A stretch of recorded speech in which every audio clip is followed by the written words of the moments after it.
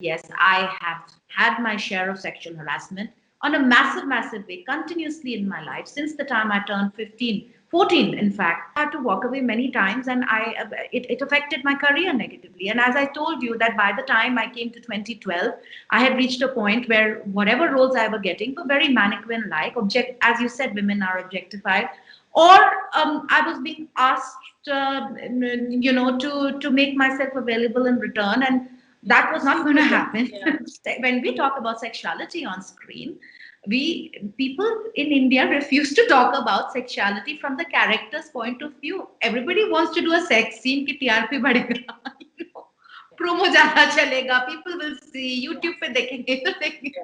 They do it from increasing the TRP of the film. When I posted a picture pregnant with my twins in a bikini, I was attacked on the net, and not once did that overwhelm me in my confidence or as a woman.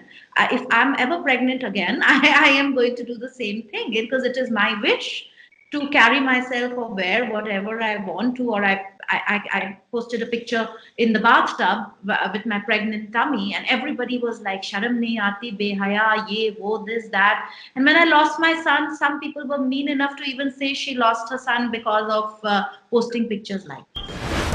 Welcome to Speakeasy. My name is Rudrani, and I'll be in conversation with the wonderful Celina Jaitly. Celina, it's been a while. You were commemorating your mother yesterday. It was her death anniversary, and like you said, it's always such an emotional moment, and the bond we share with our mother will be there forever. So, tell me about that connection. Tell me how you've been dealing with um, this emotion. How have you been coping up with that?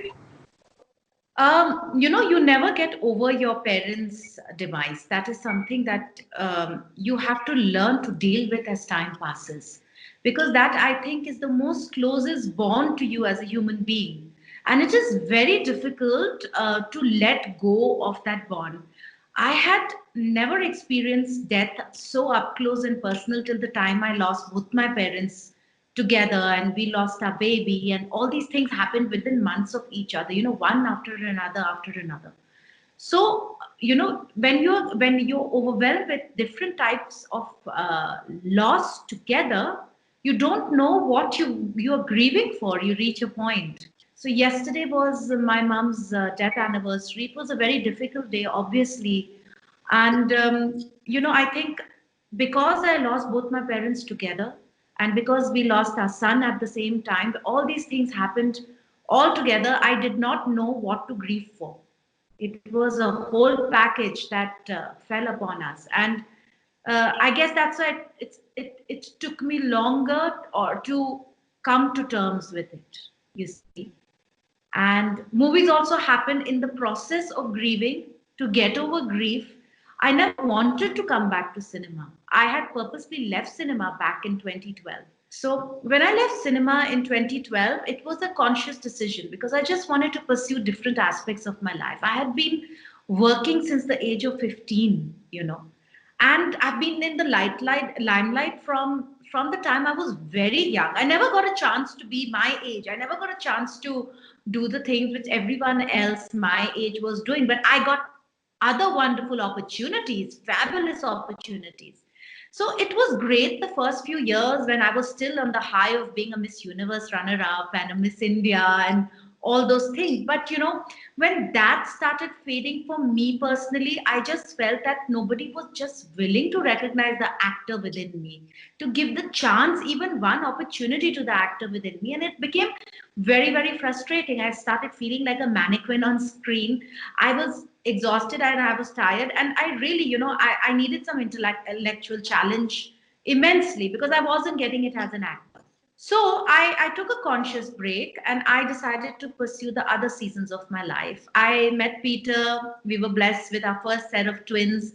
I loved living in different countries, enjoying a wonderful life as an expatriate's wife. And then I got absorbed with United Nations. I've been working very deeply with LGBT rights for over 2 decades, but joining forces with the UN was a very wonderful point in my life because I got to do so many things with a lot of validity. So during these 8 years, my mom kept goading me, go back to films. You've got a talent. You just have to wait for the right script and work with the right people. And I just did not want to listen to my mom. And I continued doing what I was doing with United Nations. And personally, I was very happy, very well. And one of the last conversations which I had with my mom was, she said, go back to cinema. Don't forget that if you have to become the best version of yourself. I remember that it's very strange that my mother, out of the blue, had that conversation with me. And this is the only time I paid attention to her, and that was it. Few days later, I lost her, you know. My dad was gone, and my mom was gone, and I was grieving for a child, and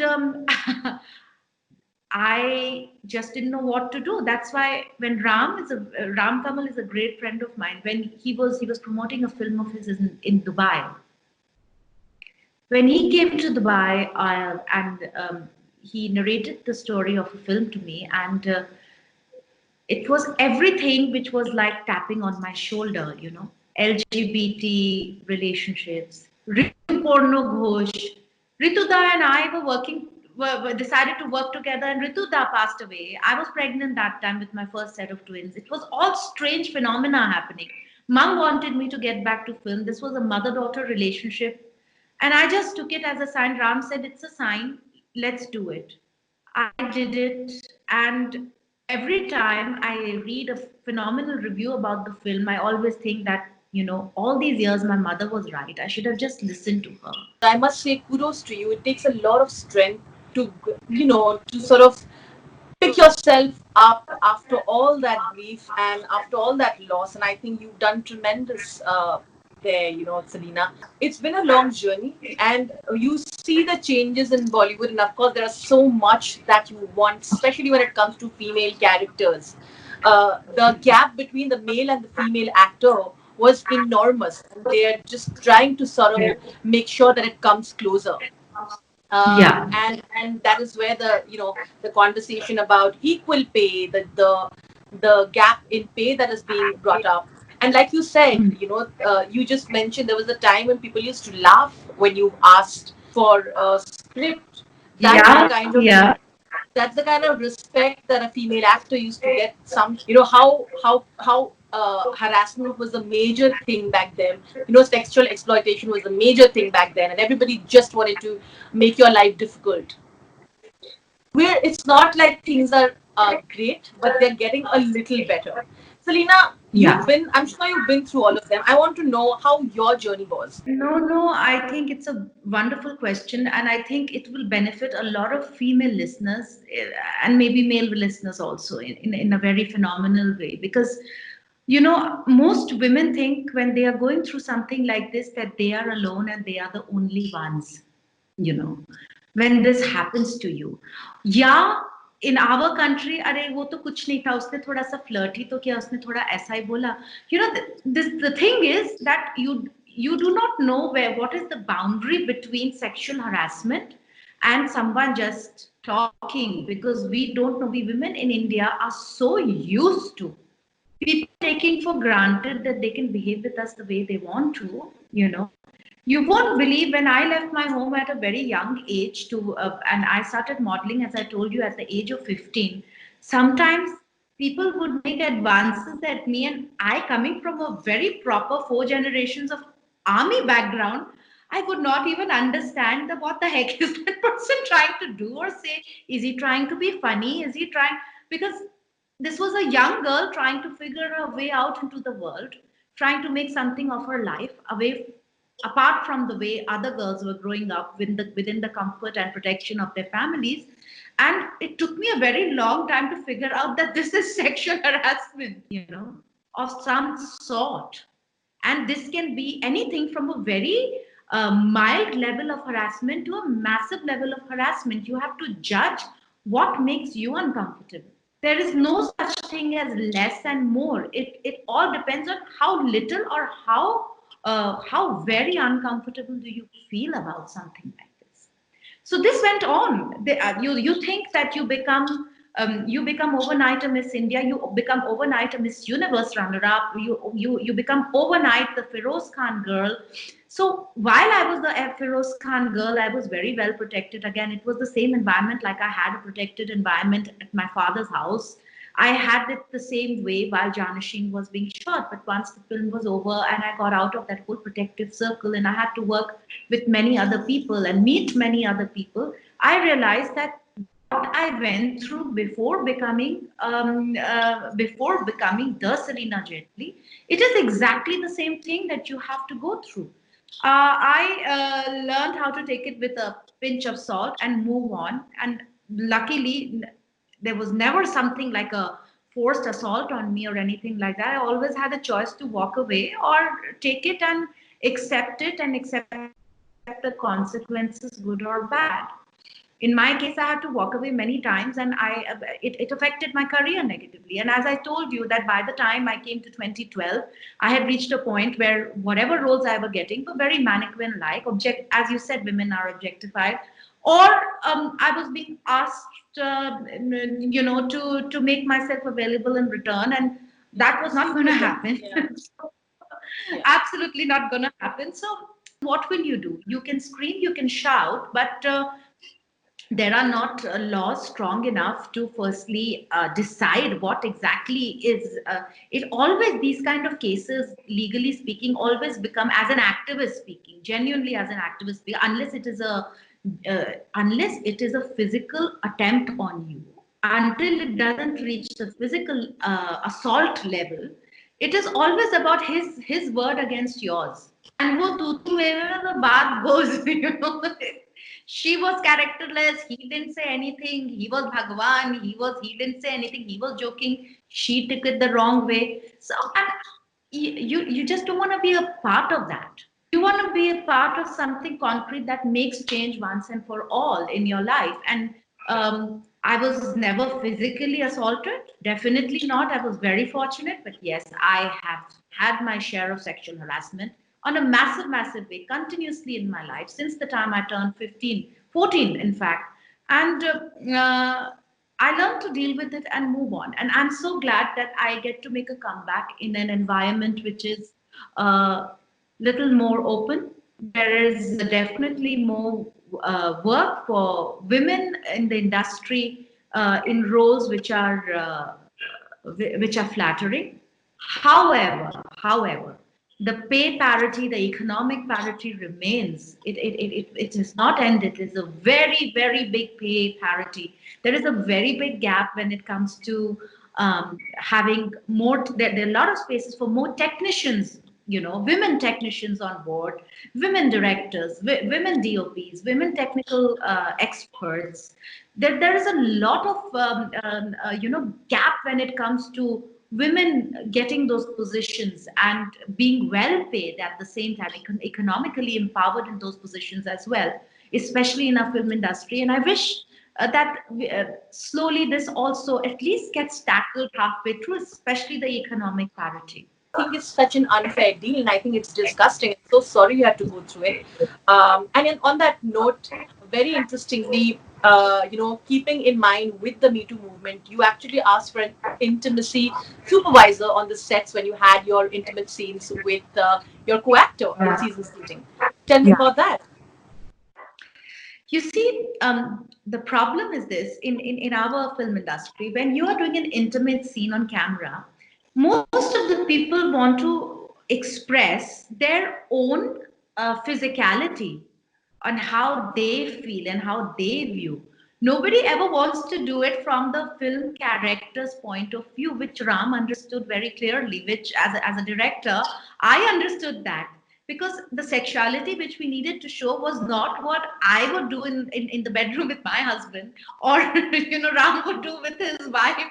We have to show, when we talk about sexuality on screen, we people in India refuse to talk about sexuality from the character's point of view. Everybody wants to do a sex scene ki TRP badhega, promo ज़्यादा चलेगा, people will see, YouTube पे देखेंगे तो देखेंगे. They do it from increasing the TRP of the film. अरे भाई, see, it's very difficult to make people understand sexuality is in every human being. And that's why I think when I had this intimacy supervisor on set, one of the first conversations Manisha Basu and I that had, I landed in Kolkata, I checked into my hotel, and then she came to talk to me. So one of the first things that she told me, Celina, anytime, let's have a code, let's have something. Anytime you feel uncomfortable, you tell me, and we will try to resolve the situation with all the technical crew professionally. And I was so excited about that. You see, Rudrani, I had just given birth to another set of twins hardly few months ago.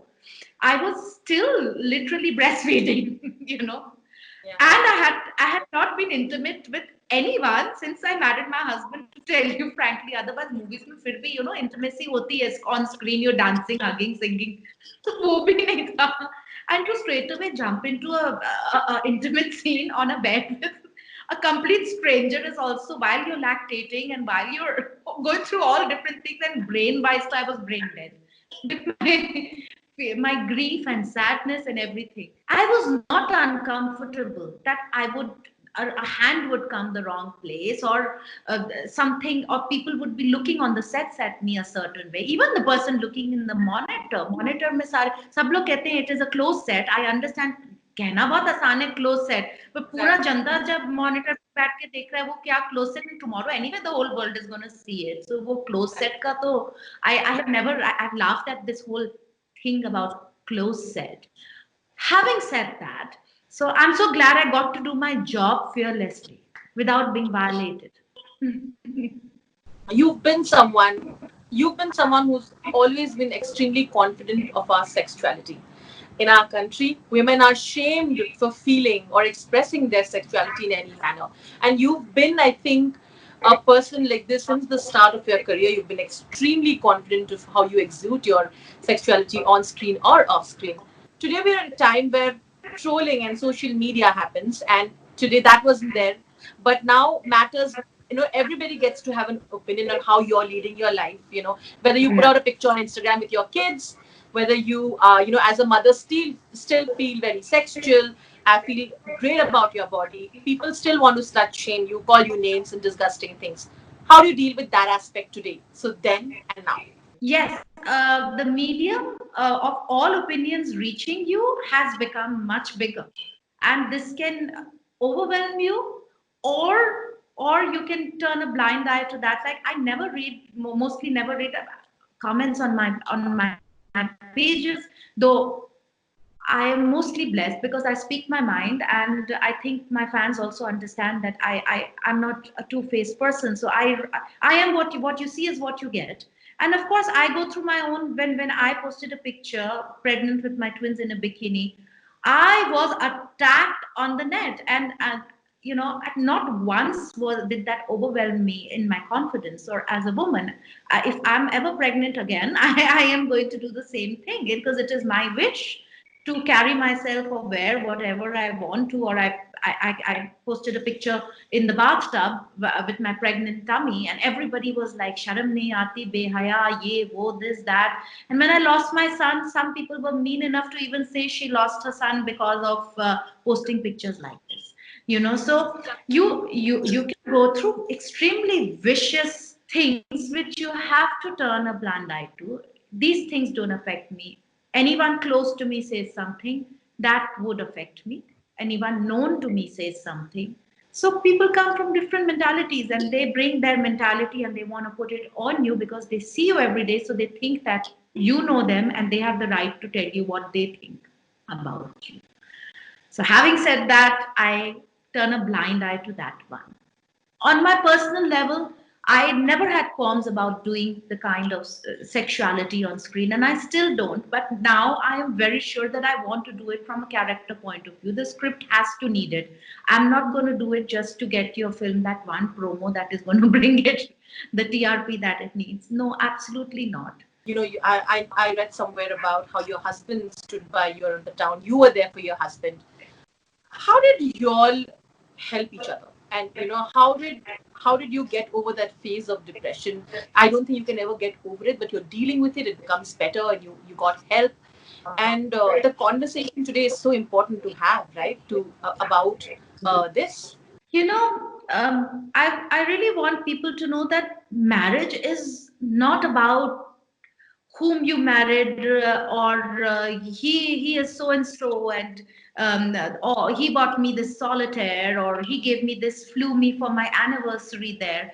The true test of marriage comes at a time like this, which is devoid of valentine roses and the solitaires and the and everything, because no amount of money in this world can bring your child back.